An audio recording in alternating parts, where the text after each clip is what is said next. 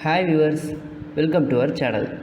இன்றைக்கி நம்ம சேனலில் ஒரு பட்ஜெட் சீரியஸ் சம்மந்தமான ஒரு வீடியோ தான் நம்ம பார்க்க போகிறோம். அதாவது நம்ம எது சம்மந்தமான பட்ஜெட்டாக இருந்தாலும் சரி, ஃபேமிலி பட்ஜெட்னாலும் சரி, இல்லை ஆஃபீஸ் பட்ஜெட்னாலும் சரி, இல்லை ஒரு ப்ரோக்ராமோட பட்ஜெட்னாலும் சரி, இல்லை ஒரு ஃபங்க்ஷனோட பட்ஜெட்னாலும் சரி, நம்ம எப்படி அதை எக்ஸலில் நம்ம கொண்டு வரது அப்படிங்கிறத நம்ம பார்க்கலாம்.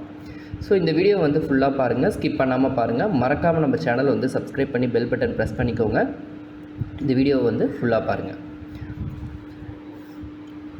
ஒரு பட்ஜெட் அப்படின்னாலே அது எதுக்காக நம்ம போடுறோம் அப்படிங்கிறது இந்த வீடியோ பார்க்குறவங்களுக்கு கண்டிப்பாக தெரியும். நம்ம பண்ணுற அந்த ஒர்க்கு ஒரு ப்ராஜெக்ட், அந்த விஷயம் அந்த வரவுக்கேற்ற ஒரு செலவுக்குள்ளே முடியுமா, எந்த மாதிரி நம்ம வரவை இன்க்ரீஸ் பண்ணுறது, இல்லை எந்த மாதிரி நம்ம செலவை குறைக்கிறது அப்படிங்கிறது தான் நம்ம மெயினாக பட்ஜெட் போடுறதுக்கான ஒரு காரணம். சரி, இப்போ இதில் நம்ம எப்படி நம்ம பட்ஜெட் போடுறோம் அப்படின்னு பார்த்திங்கன்னா, இந்த எக்ஸலில் நமக்கு எக்ஸ்பென்ஸ் ஒரு பக்கம், அதாவது எக்ஸ்பென்ஸில் என்னென்ன எக்ஸ்பென்ஸ் அப்படிங்கிறது, வீட்டு எக்ஸ்பென்ஸ், அதாவது வீட்டு பட்ஜெட்டுக்கு இப்போ நான் பிளான் பண்ணி எடுத்திருக்கேன். எக்ஸ்பென்ஸில் ஒரு பக்கம் என்னென்ன, அதாவது இந்த லைனில் பார்த்திங்கன்னா ஃபுல்லாமே என்னென்ன செலவுகள் வரப்போகுது அப்படிங்கிறது, அடுத்தது அதுக்கு எவ்வளோ அமௌண்ட்டு ஒதுக்குறோம் அப்படிங்கிறது, ஒவ்வொரு அமௌண்ட்டை செலவு பண்ணதுக்கப்புறம் எவ்வளோ அமௌண்ட்டு கையிருப்பு இருக்கும், அதுலேருந்து அடுத்ததாக வர செலவுகளுக்கு எவ்வளோ குறைஞ்சிக்கிட்டே வருங்கிறது இதில் இருக்குது.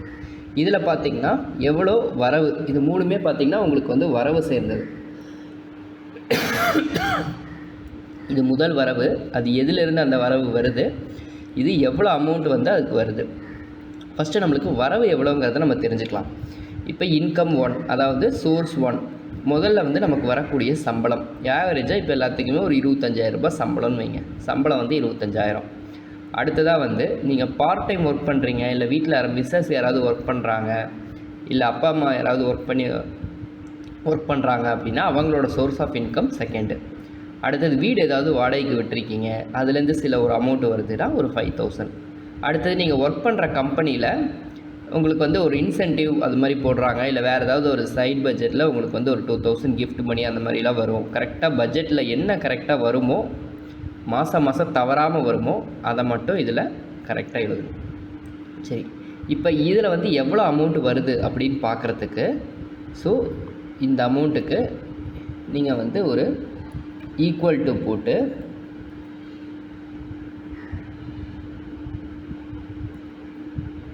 இதிலிருந்து அப்படியே நீங்கள் ஸ்க்ரோல் பண்ணிங்கன்னா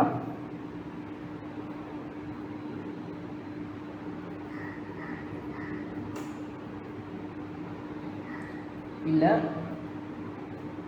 இதை எடுத்து விட்டுட்டு ஃபார்முலாஸில் போயிட்டு ஆட்டோ சம் அப்படின்னு கொடுத்திங்கன்னா உங்களுக்கு இதை அப்படியே கிளிக் ஆகும். கொடுத்திங்கன்னா அதில் ஒரு அமௌண்ட்டு வரும். சரிங்களா? ஸோ இப்போ வரவு எவ்வளோங்கிறது நமக்கு தெரிஞ்சிருச்சு. அடுத்தது செலவு. இப்போ நம்மளுக்கு மெயினாக நம்ம முதல்ல நம்ம விஷயத்தை நம்ம பட்ஜெட் போடுறோன்னா, நம்ம முதல்ல நமக்கு இருக்கக்கூடிய கடன்களை கொஞ்சம் கொஞ்சமாக குறைச்சிக்கிட்டே அதுக்கப்புறம் தான் நம்ம தேவைகளுக்கான செலவுகளுக்கு நம்ம பட்ஜெட் போடணும். ஏன்னு கேட்டோம்னா, நம்ம லோன்லாம் பொறுத்தளவுக்கு பேங்க்கில் நம்ம வீட்டு பிரச்சனையெல்லாம் சொல்ல முடியாது. மாதம் தவறாமல் எடுக்கக்கூடியவங்க அவங்க தான். ஸோ அதனால் அவங்களுக்கு ஃபஸ்ட்டு செட்டில் பண்ணணும். அதுக்கப்புறம் நம்ம சேவிங்ஸுக்கு முதல்ல எடுத்து வச்சுட்டு தான் நம்ம வீட்டுக்கு தேவையான எல்லா விஷயங்களும் நம்ம பிளான் பண்ணணும். சரி, இப்போ இந்த பட்ஜெட்டுக்கான எல்லா அமௌண்ட்டும் இப்போ எழுதிட்டோம். இப்போ அடுத்ததாக செலவுகளை எப்படி குறைச்சிட்டே வருது, எவ்வளோ நம்மளுக்கு மீதி நிற்கும் அப்படிங்கிறத பார்த்தோம் அப்படின்னா, இப்போ பேலன்ஸ் அமௌண்ட் இப்போ வரவு 42,000 வருது.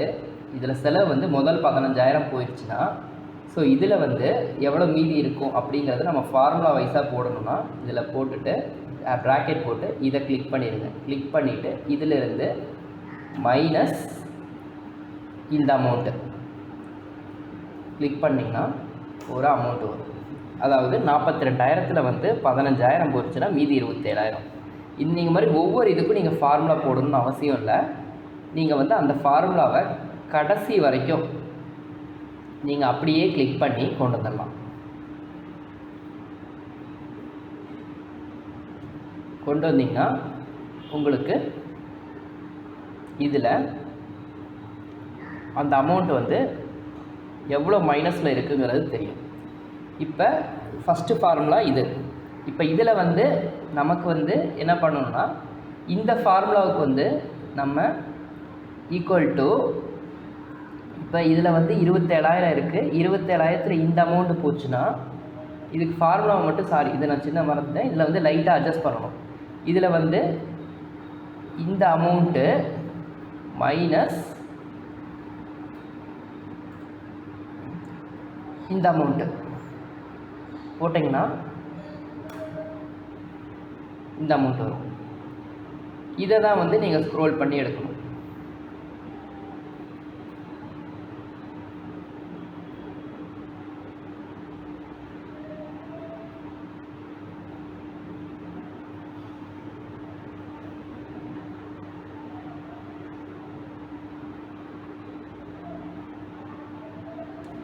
ஸோ இப்போ பார்த்தீங்கன்னா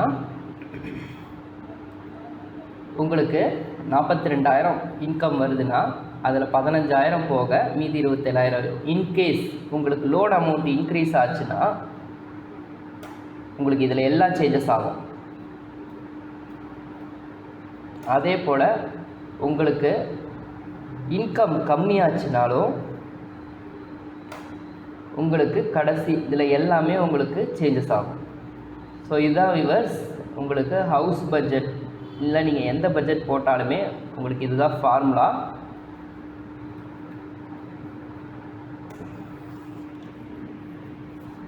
சரி, இப்போ இதில் வந்துட்டு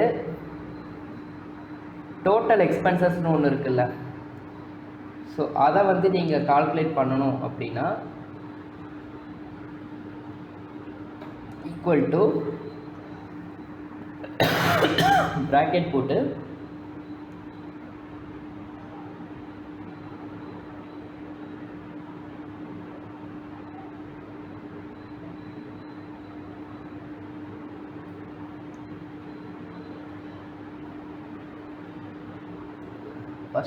ஃபஸ்ட்டு இது செலவுலேருந்து எடுத்து இன்டூ பண்ணிவிட்டு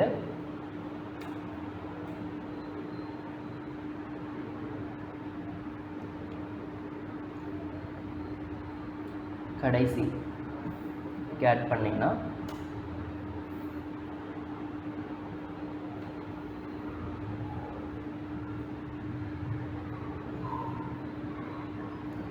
ஓவராலாக எவ்வளோ அமௌண்ட் வருதுங்கிறது இதில் தெரிஞ்சிடும். அதாவது இந்த இடத்துலையே கூட நீங்கள் பார்த்துக்கலாம். 3852 இதுக்கு ஒரு ஃபார்முலா இருக்குது, இருங்க. Total expenses equal to auto sum கொடுத்திங்கன்னா வந்துடும். ஸோ 38,510. இப்போ பேலன்ஸ் அமௌண்ட் எவ்வளோ இருக்குது அப்படின்னு பார்க்குறதுக்கு ஈக்குவல் டு இதில் வரவு, அதாவது வரவு மைனஸ் செலவு தானே நமக்கு பெனிஃபிட்டு. ஸோ 42,000 இந்த இடத்துல ஒரு ப்ராக்கெட்,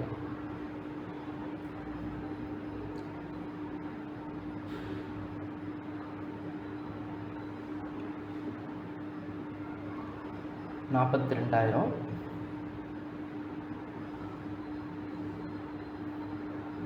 மைனஸ் 38,510. உங்களுக்கு பெனிஃபிட் பார்த்தீங்கன்னா 3,490. இந்த அமௌண்ட்டும்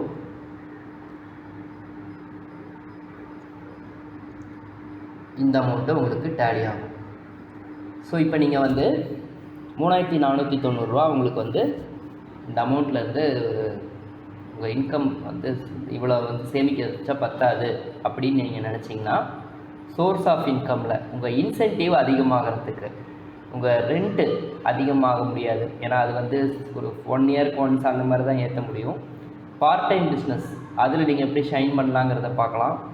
இல்லை சோர்ஸ் ஆஃப் இன்கம் ஒன்றில் அதில் எப்படி ஷைன் பண்ணலான்னு பார்க்கலாம். உங்கள் எஃபர்ட்டை கொஞ்சம் இன்க்ரீஸ் பண்ணி இன்சென்டிவ் அமௌண்ட்டை கொஞ்சம் ஆட் ஆன் பண்ணுறது எப்படிங்கிறத பார்க்கலாம்.